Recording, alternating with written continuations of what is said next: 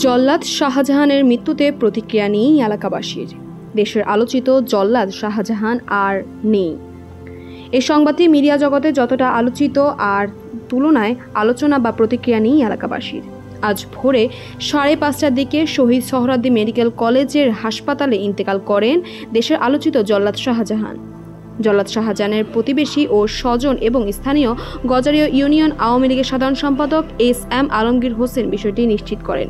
তিনি আরও জানান, জল্লাদ শাহজাহান আমাদের নিকট আত্মীয়। তিনি জেল থেকে মুক্তির পর বাড়িতে 2-4 বার আসেন। এছাড়া বেশিরভাগ সময় ঢাকার বিভিন্ন স্থানে ভাড়া বাসা করে বসবাস করেন। সর্বশেষ তিনি ঢাকা সাভারে হেমায়তপুরে একটি ভাড়া বাসায় বসবাস করেন।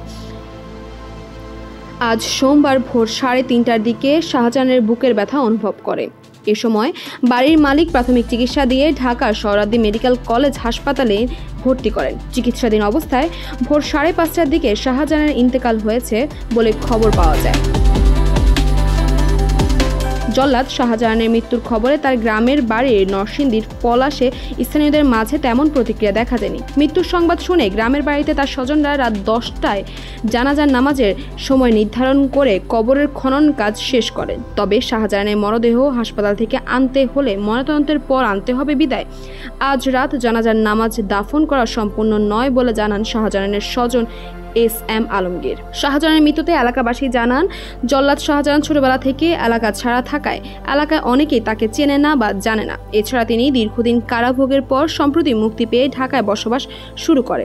কারাগারে থাকা অবস্থায় দেশের আলোচিত ব্যক্তিদের ফাঁসি দিয়ে সারা দেশে আলোচিত ব্যক্তি হিসেবে পরিচিতি লাভ করেন। তাসপিয়া তাবাসসুম, এই সময়।